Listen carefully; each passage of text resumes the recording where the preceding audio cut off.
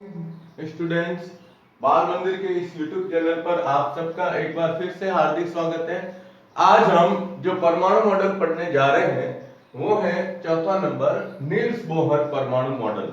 Niels Bohr परमाणु model के हिसाब से मैं पहले आपको बता देता हूं कि नील्स बोहर जो थे इनका पूरा नाम आपको ध्यान में रखना है, वो है नील्स हेनरिक डेविड बोहर। ठीक है, देखो कुछ किताबों में इनका जो नाम दिया गया है वो दिया गया नील्स बोर।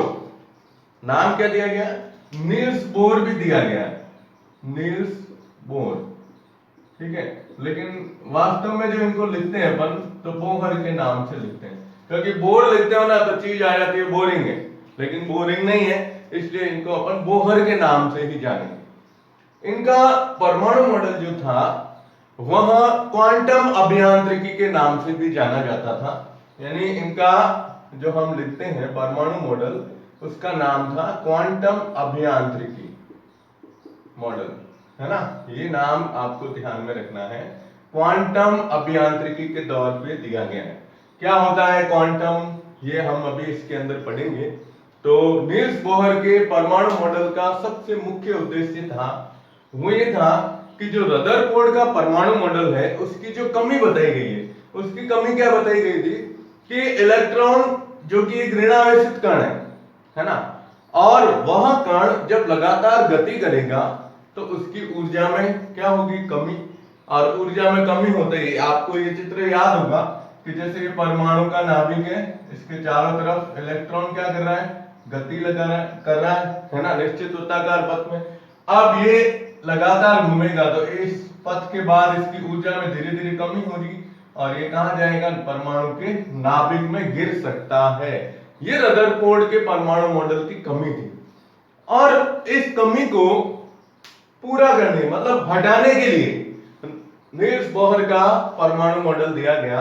तो इस परमाणु मॉडल का सबसे मुख्य पॉइंट यह है कि जब इलेक्ट्रॉन नाभिक के चारों ओर चक्कर लगाता है, तो आपको भी पता है कि सौर मंडल के हिसाब से, यानी पृथ्वी जिस प्रकार से सूर्य के चारों ओर चक्कर लगाती है, उसी तरीके से इलेक्ट्रॉन भी क्या करते हैं? चक्कर लगाते हैं नाभिक के चारों, और वह अपने अक्ष पर भी घूमता है और निश्चित पथ पर भी घूमता है ना। देखो इसको अपन इस प्रकार से प्रदर्शित करते हैं। अब हम इसका पहला पॉइंट लेते हैं नील्स बोहर का। ठीक है, ये देखिए आप, ये है जैसे अपने पास नाभिक ले लेते हैं परमाणु का। ठीक है, इसमें क्या पाए जाते हैं? प्रोटॉन और न्यूट्रॉन। फिर जैसे मान लो ये एक कक्षा है, कोई भी एक अपन ने कक्षा ले ली, ये ठीक है। अब इसके अंदर इलेक्ट्रॉन क्या कर रहा है? चक्कर लगा रहा है। तो हम इलेक्ट्रॉन को जैसे यहां बताते हैं, ये यहां पर इलेक्ट्रॉन है। ठीक है, अब देखो आप, नील्स बोहर का यह कहना था कि जब इलेक्ट्रॉन एक निश्चित वृत्ताकार पथ में चक्कर लगा रहा है तो ये जो पथ होते हैं, इन पथों को इन्होंने नाम दिया था ऊर्जा स्तर। क्या नाम दिया था? ऊर्जा स्तर के नाम से जाना जाता है। ये एनर्जी लेवल, ऊर्जा स्तर, ऑर्बिट भी कह सकते हो, एनर्जी लेवल के नाम से भी जाना जाता है। ठीक है, अब हुआ यूं, इसकी कमी को पूरा करना है हमें। इसके लिए पहला पॉइंट कि जब इलेक्ट्रॉन, देखो मैं यहां लिख रहा हूं, जब इलेक्ट्रॉन निश्चित वृत्ताकार पथ में चक्कर लगाता है तो इसमें दो बल कार्य करते हैं। क्या करते हैं? दो बल कार्य करते हैं। पहला हम लिखेंगे जिसे कहते हैं स्थिर विद्युत आकर्षण बल। स्थिर विद्युत आकर्षण बल पहला। ठीक है, स्थिर विद्युत आकर्षण बल, या हम इसको अभिकेंद्रीय बल भी कहेंगे। क्या नाम कहेंगे? अभिकेंद्रीय बल। ये पहला बल इसके अंदर कार्य करेगा, ठीक है। और दूसरा बल जो था जिसका नाम है अपकेंद्रीय बल, अपकेंद्रीय बल, ठीक है। अब ये क्या होते हैं, चलिए इधर नाभिक है, नाभिक के अंदर क्या पाया जाता है, प्रोटॉन, और प्रोटॉन के ऊपर आवेश क्या होता है, प्लस, इलेक्ट्रॉन के ऊपर आवेश क्या है, माइनस, ठीक है। तो पहला जो बल दिया गया है जिसे नाम दिया गया है स्थिर विद्युत आकर्षण बल या अभिकेंद्रीय बल। अभिकेंद्रीय बल का मतलब यह होता है कि परमाणु के नाभिक के द्वारा इलेक्ट्रॉन को अपनी तरफ खींचना, यानी ये नाभिक जो होता है ना, ये इलेक्ट्रॉन को अपनी तरफ खींचेगा, क्या करेगा, अपनी तरफ खींचता है, यूं कि भाई आजा, क्यों, क्योंकि इसके अंदर है प्लस और ये है माइनस, विपरीत आवेश एक दूसरे को क्या करेंगे, आकर्षित करेंगे, है ना। तो पहला बल लगता है जिसे हम कहते हैं अभिकेंद्रीय बल, यानी नाभिक द्वारा इलेक्ट्रॉन को अपनी ओर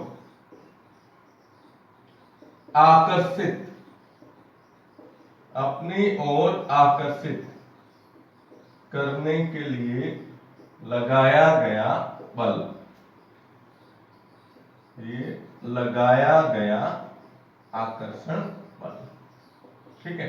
अब आपको यही पॉइंट नील्स बोर में सबसे मेन याद रखना है कि ये इलेक्ट्रॉन को अपनी तरफ खींचता है, कौन, नाभिक, जिसे हमने कहा, अब नाभिक कहां पाया जाता है, केंद्र में पाया जाता है, इसलिए नाम दे दिया अभिकेंद्रीय बल, यानी केंद्र के द्वारा इलेक्ट्रॉन को अपनी तरफ खींचना, ठीक है। अब दूसरा नाम देखो आप, अपकेंद्रीय बल। ये क्या होता है कि इलेक्ट्रॉन जब अपने अक्ष पर घूमता है, कहां, अपने अक्ष पर, अक्ष का मतलब ये है ना, ये इस तरह से, ये यूं अपने अक्ष पर जो इसकी घूर्णन गति होती है इसकी इलेक्ट्रॉन की, ठीक है ना, तो वह गति जो होगी उसको यहां पर प्रदर्शित करना है हमें कि ये इस तरह से अपने अक्ष पर घूमेगा, तो इसके अपने अक्ष पर घूमने के कारण एक बल उत्पन्न होता है जिसे कहते हैं कौन सा, अपकेंद्रीय बल। तो यहां हम बताएंगे कि इलेक्ट्रॉन की अपने अक्ष पर घूर्णन गति के कारण उत्पन्न होने वाला बल जो अभिकेंद्रीय बल के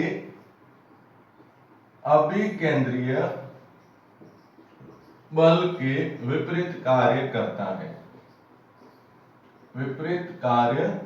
करता है, यानी क्या होगा कि ये इलेक्ट्रॉन की जो गति है, इलेक्ट्रॉन की अपने अक्ष पर घूर्णन गति जो होती है, उस गति के कारण अब ये जो बल लगेगा वो जो ये नाभिकीय आकर्षण बल है इसके विपरीत कार्य करेगा, यानी नाभिक इसे खींचता है अपनी तरफ, तो जितना नाभिक के द्वारा बल लगाया जाएगा उतना का उतना इसके विपरीत दिशा में ये इस तरह से बल लगेगा, यूं, ठीक है। अब देखो आप, दोनों तरफ से बल समान है, यानी ये खींच रहा है इधर और वो खींच रहा है इधर, यूं, तो बल समान होने से ये जब इलेक्ट्रॉन घूमेगा कहां पर, इस पथ के अंदर, तो इलेक्ट्रॉन नाभिक के अंदर नहीं गिरेगा।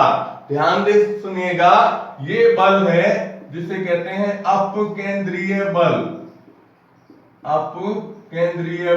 ठीक है। और ये बल है, ये जिसे हम कहते हैं अभिकेंद्रीय बल, कौन सा बल, अभिकेंद्रीय बल। तो यही सबसे मुख्य पॉइंट था जो नील्स बोर ने ये बताया कि जब इलेक्ट्रॉन नाभिक के चारों ओर निश्चित वृत्ताकार पथ में चक्कर लगाता है, ध्यान से सुनिएगा, नाभिक के चारों ओर निश्चित वृत्ताकार पथ में जब चक्कर लगाता है ना, तो उस समय इसके ऊपर दो बल कार्य करते हैं, और वो दोनों बल जो अपन लेंगे वो कौन से लेते हैं, स्थिर विद्युत आकर्षण बल और दूसरा अपकेंद्रीय बल, यानी नाभिक के द्वारा इलेक्ट्रॉन को अपनी ओर आकर्षित करने में लगाया गया बल जिसे कहते हैं अभिकेंद्रीय बल। और जितना बल ये लगाता है, यानी हम ये कहेंगे कि अपकेंद्रीय बल बराबर कौन सा होगा, अभिकेंद्रीय बल।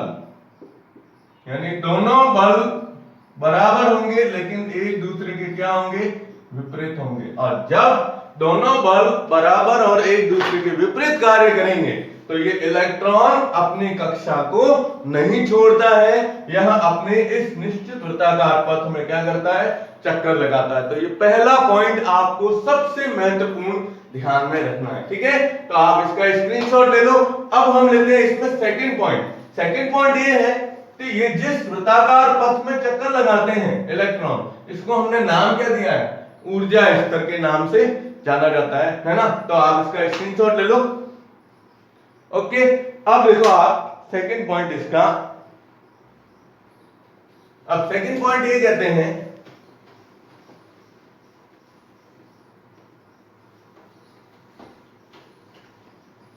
चलो आगे अपन वापस नया चित्र बना देंगे। सेकंड पॉइंट ये कहा गया है, देखो आप, सेकंड पॉइंट ये है कि जब क्या है यार,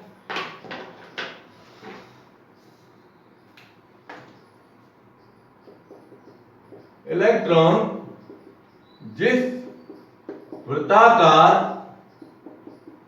निश्चित पथ में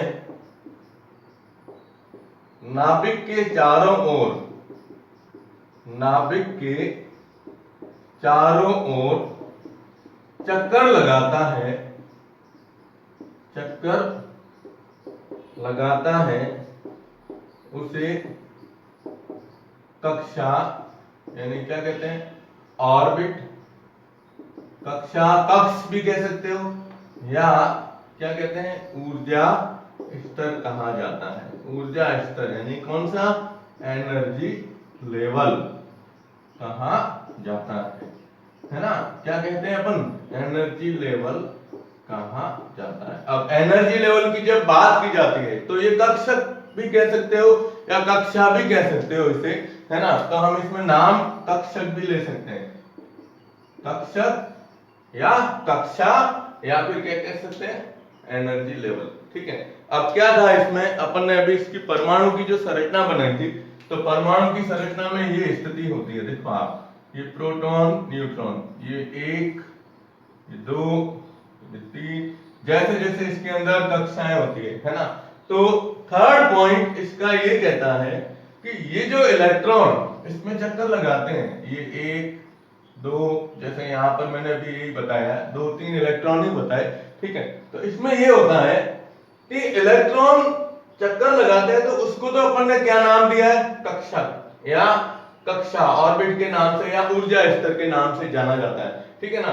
तो इनको हम जो प्रदर्शित करते हैं वो मुख्य क्वांटम संख्या के द्वारा प्रदर्शित करते हैं, यानी इनके मान, इसके ऊर्जा स्तर को, ऊर्जा स्तर या कक्षक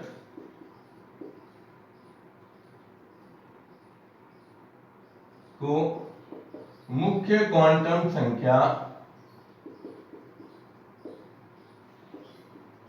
n द्वारा प्रदर्शित करते हैं।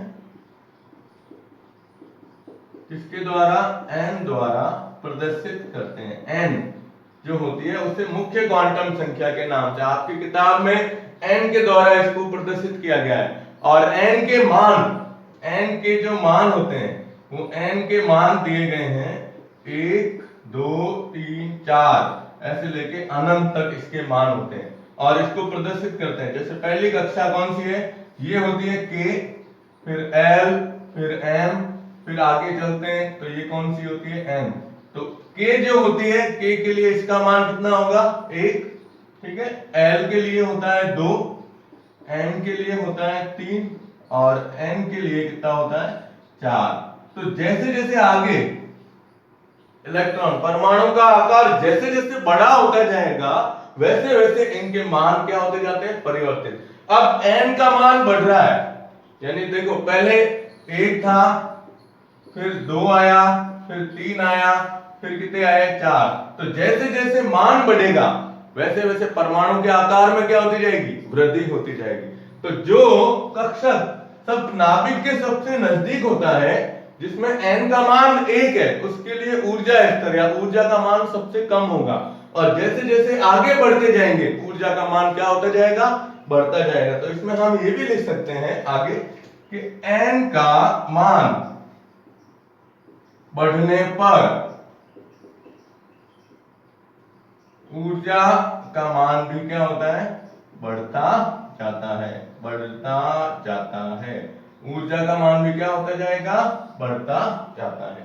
ठीक है ना। तो ये सेकंड पॉइंट है इसका नील्स बोहर का, जिसमें क्या कहा गया कि इलेक्ट्रॉन जिस वृत्ताकार पथ में नाभिक के चारों ओर ये चक्कर लगाते हैं उनको हम ऊर्जा स्तर, कक्षक या कक्षा के नाम से जानते हैं। ठीक है ना। और इनकी गति कैसी होती है, जो अभी अपन ने बताई सौर मंडल के हिसाब से दी गई है। अब इन ऊर्जा स्तर या कक्षकों को हम किसके द्वारा प्रदर्शित करते हैं, मुख्य क्वांटम संख्या। ये आप बड़ी क्लासों में पढ़ोगे कि क्या होती है क्वांटम संख्या।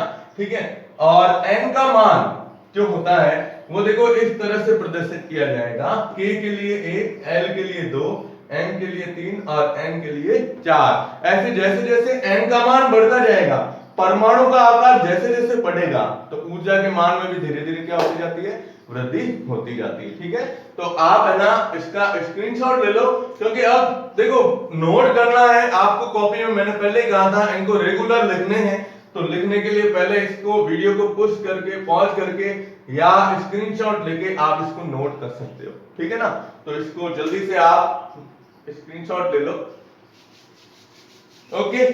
अब देखो चौथा और पांचवा पॉइंट है मुख्य रूप से, वो ये दिया गया है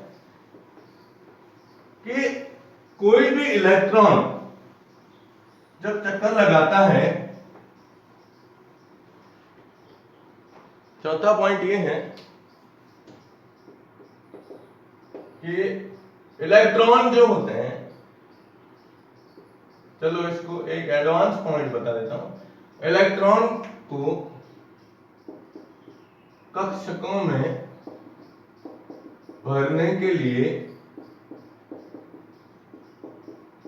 2n स्क्वायर सूत्र बोहर द्वारा दिया गया,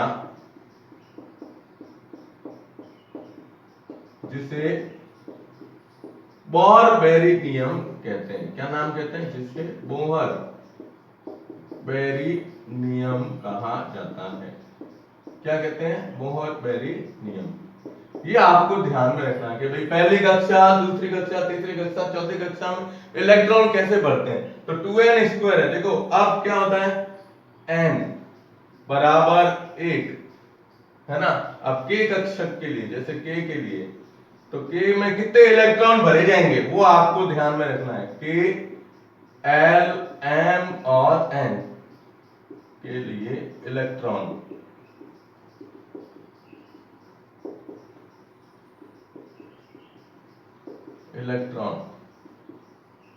ठीक है। आप देखो, आप इसके लिए आपको ये सूत्र याद रखना है, बोहर-बेरी नियम के हिसाब से लिखा जाता है। तो इसमें आप देखो, आप k के लिए n का मान 1, इसके लिए n का मान 2, इसके लिए n का मान 3, इसके लिए n का मान 4 होता है। अब 2n स्क्वायर के हिसाब से मान रखो, तो 2 इंटू n का मान 1 है, तो 1 का स्क्वायर कितना हुआ, 2 इंटू 1 बराबर 2। कितने इलेक्ट्रॉन आए, 2। तो k कक्षा में कितने इलेक्ट्रॉन भर सकते हो आप, 2 इलेक्ट्रॉन। ऐसे कैसे इसमें भी कर सकते हो, तो 2 इंटू 2 का स्क्वायर, 2 का स्क्वायर कितना होता है, 4, तो 2 इंटू 4 कितने हुए, 8। ठीक है। फिर 2 इंटू 3 का स्क्वायर, 2 इंटू 3 का स्क्वायर कितना होता है, 9, तो कितने हो गए, 18। फिर 2 इंटू 4 का स्क्वायर, 4 इंटू 4 कितने, 16, 16 2 32, यानी 2 इंटू 16 बराबर कितने, 32 इलेक्ट्रॉन। ये आपको इसमें ध्यान में रखना है कि नील्स बोहर ने अपने परमाणु मॉडल के अंदर ये भी बताया कि इलेक्ट्रॉन जो होते हैं, ध्यान से सुनिएगा, इलेक्ट्रॉन इन कक्षाओं में जब इलेक्ट्रॉन भरे जाते हैं तो उसको भरने का जो सूत्र है वो कौन सा है, 2n² के नाम से। और इसी के लिए k, l, m और n, इनमें इलेक्ट्रॉन की संख्या 2, 8, 18 और कितनी होती है, 32 इलेक्ट्रॉन तक भर सकते हैं अपन। ठीक है, तो ये ले लो आप। और अब इसका लास्ट पॉइंट अपन लेते हैं, तो चलो आप इसका स्क्रीनशॉट ले लो। ओके, अब देखो आप, इसका पांचवा पॉइंट ये आता है, वो ये है कि इलेक्ट्रॉन जब निश्चित वृत्ताकार पथ में चक्कर लगाते हैं, ठीक है ना, इलेक्ट्रॉन, कौन सा पॉइंट आया आपने, पांचवा, इलेक्ट्रॉन जब निश्चित वृत्ताकार पथ में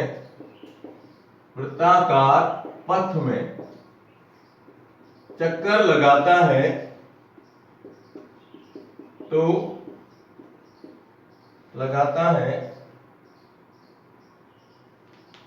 तो उसकी ऊर्जा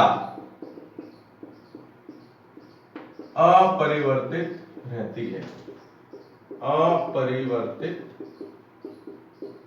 है, ठीक है। यानी उसमें क्या कहा गया था, रदरफोर्ड के मॉडल में ये कहा गया कि इलेक्ट्रॉन जब वृत्ताकार पथ में चक्कर लगाता है तो उसकी ऊर्जा में धीरे धीरे क्या होगी, कमी होगी। लेकिन नील्स बोर ने ये बताया कि इलेक्ट्रॉन जब निश्चित वृत्ताकार पथ में चक्कर लगाते हैं तो उसकी ऊर्जा अनियमित यानी अपरिवर्तित रहती है, अपरिवर्तित वृत्ताकार पथ में रहेगी। लेकिन जब इलेक्ट्रॉन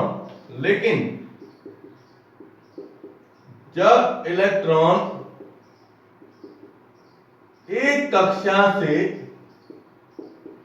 कक्षा या ऊर्जा स्तर से दूसरी कक्षा या ऊर्जा स्तर में छलांग लगाता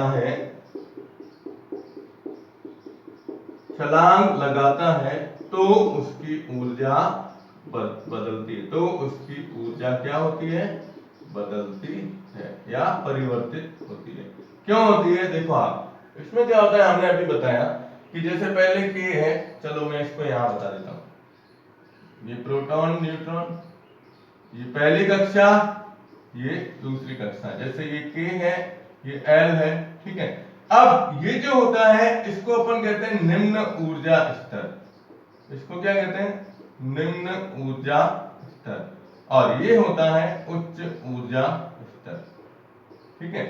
अब आपको खुद को मैं एक बात कहता हूं कि जब हम जैसे सीढ़ियां चढ़ते हैं तो सीढ़ियों में क्या होता है, स्टेप है ना, यूं, ये स्टेप है, ये, अब स्टेप में ऊपर चढ़ रहे हो आप, नीचे से ऊपर जा रहे हैं, यानी निम्न ऊर्जा स्तर से, पहला पॉइंट कहता है निम्न ऊर्जा स्तर से उच्च ऊर्जा स्तर में जाना, निम्न ऊर्जा स्तर से उच्च ऊर्जा स्तर में जाने पर आप खुद बताओ, जब आप एक फर्स्ट फ्लोर से सेकंड फ्लोर पे चढ़ते हो तो चढ़ते समय हमारी ऊर्जा में क्या होती है, कमी होती है। क्यों? क्योंकि हमें निम्न से उच्च में जाना है। या ये कह सकते हैं कि जब एक स्टूडेंट, अब आप जैसे 9th से 10th में आए हो, तो 9th से 10th में आने का मतलब ये हुआ कि 9th का स्तर 10th से क्या है, कम है, यूं माने तो 9वीं क्लास से 10वीं क्लास में आ रहे हो, यानी निम्न से उच्च में, तो आपको 9th से कहीं ज्यादा मेहनत करनी पड़ेगी 10th क्लास के अंदर, है ना, क्योंकि हमें बोर्ड के अंदर अच्छे परसेंटेज बनाने हैं। तो 10th क्लास में जाएंगे तो 9th से 10th में जाओगे तो एनर्जी हमें बहुत ज्यादा खर्च करनी पड़ेगी। उसी तरीके से नील्स बोर ने यही बताया कि जब इलेक्ट्रॉन निम्न ऊर्जा स्तर से उच्च ऊर्जा स्तर में जाएगा तो उसकी ऊर्जा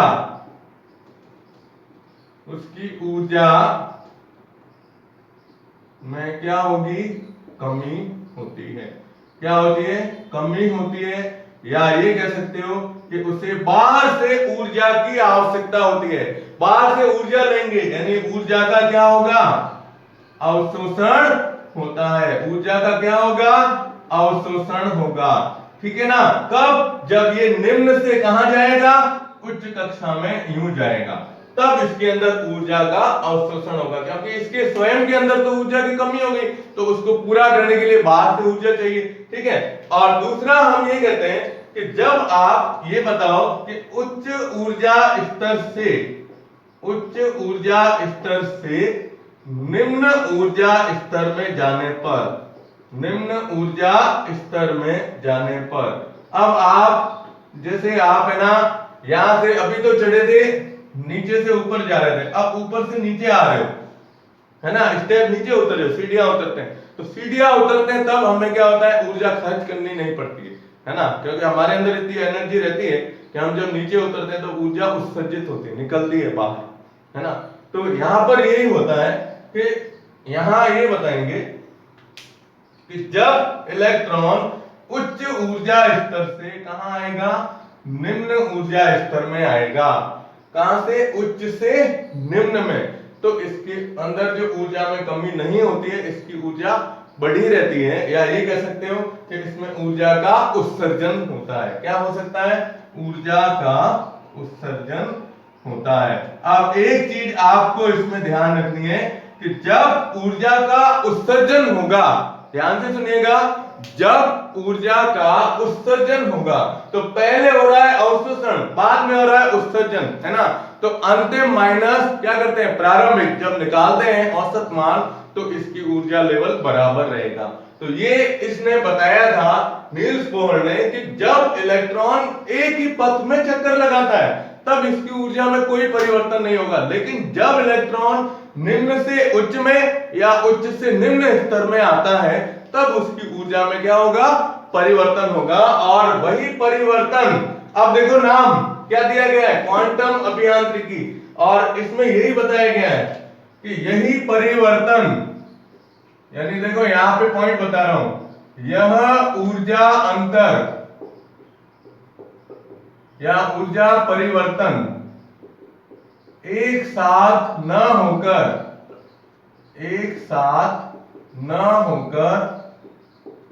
है ना, छोटे छोटे बंडल के रूप में होता है, छोटे छोटे बंडल के रूप में होता है, जिसे क्वांटा कहते हैं। क्या कहते हैं, जिसे क्वांटा कहते हैं। जो ऊर्जा स्तर होते हैं या उसे क्वांटा या बंडल के रूप में, बंडल के नाम से जाना जाता है। देखो यहाँ कि जब, अब आपको इसमें किताब में तो ये बता दिया कि ये इलेक्ट्रॉन निम्न से उच्च में, उच्च से निम्न में जाएगा तब ये परिवर्तन होगा। तो ये परिवर्तन एक साथ नहीं होता है कि एकदम ऊर्जा निकलेगी, ऊर्जा छोटे छोटे बंडल के रूप में, यानी बॉक्स के रूप में, छोटे छोटे भाग के अंदर निकलती है, और उसी को क्या नाम दिया गया है, क्वांटा। और इसी के नाम के ऊपर इसका नाम पड़ा नील्स बोहर के परमाणु मॉडल का क्वांटम अभियांत्रिकी। ठीक है ना, तो ये आपको इसमें ध्यान रखना है, ये मुख्य रूप से नील्स बोहर के पॉइंट है। और एक पॉइंट और आपकी किताब में दिया गया है, वो ये है कि इलेक्ट्रॉन उसी कक्षक में चक्कर लगाते हैं जिसके लिए कोणीय संवेग का मान NH/2π के बराबर होता है। सुन लो, नोट कर देना, इलेक्ट्रॉन उसी कक्षक में चक्कर लगाते हैं जिसके लिए कोणीय संवेग का मान यानी mvr बराबर होता है h/2π। और इसको अगर अपन नॉर्मल इलेक्ट्रॉन कक्षाओं के लिए लेते हैं इसलिए दे दिया mvr बराबर NH/2π के बराबर होता है। ठीक है, तो ये आपके नील्स बोहर परमाणु मॉडल को इस प्रकार से प्रदर्शित किया गया है। और इसमें जब ऊर्जा स्तर जब चेंज होता है तो ऊर्जा स्तर स्पेक्ट्रम के रूप में दिखता है। किसके रूप में, ये जो अंतर होता है ना वो यूं दिखेगा स्पेक्ट्रम के रूप में, ये स्पेक्ट्रम के रूप में दिखाई देता है। क्या, ये ऊर्जा स्तर जो होता है ये होने वाला परिवर्तन। ठीक है, तो इसका स्क्रीनशॉट ले लो और लास्ट देते हैं अपन इसकी कमियां। ठीक है, चलो ओके, अब इसकी कमियां आपको ध्यान में रखनी है। ठीक है, पहली कमी इसकी ये थी मुख्य रूप से, देखो आप अब इसकी कमी को प्रदर्शित करेंगे अपन, परमाणु मॉडल की कमियां, परमाणु मॉडल की कमियां। तो कमियों में सबसे पहला पॉइंट, यहां केवल एक इलेक्ट्रॉन वाले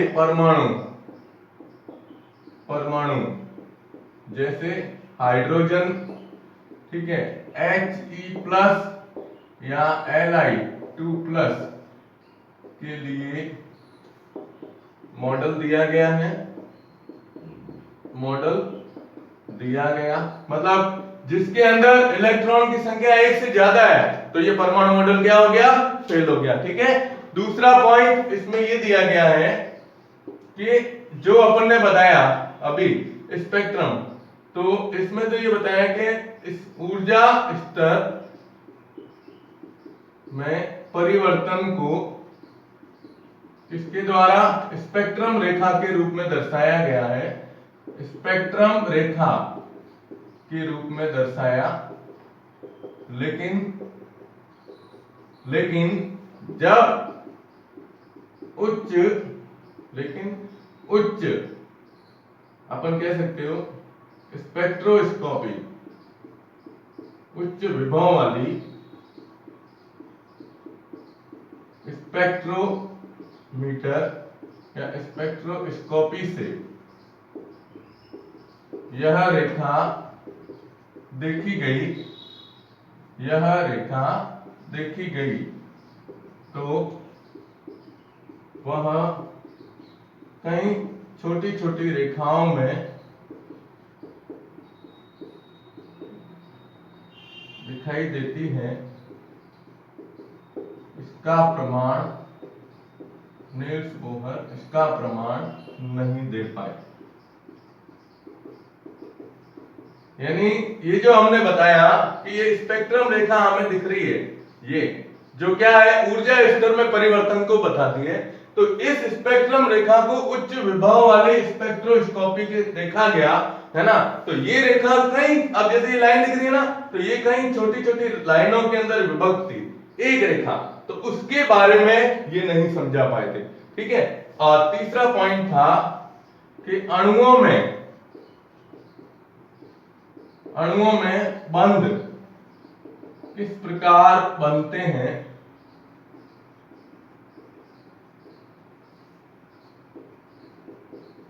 इसकी व्याख्या नहीं कर पाए।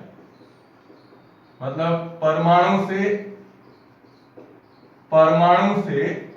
हम क्या कहते हैं, परमाणु से अणु कैसे बनते हैं इसके बारे में भी नील्स बोहर समझा नहीं पाए थे। तो ये आप इसको परमाणु मॉडल की कमियों को बता सकते हो, पहला, दूसरा और तीसरा। इसके अलावा बड़ी क्लास में पढ़ोगे तो इसके और ज्यादा कमियों को इसमें प्रदर्शित किया गया है। ठीक है, तो आप इसका स्क्रीनशॉट ले लो।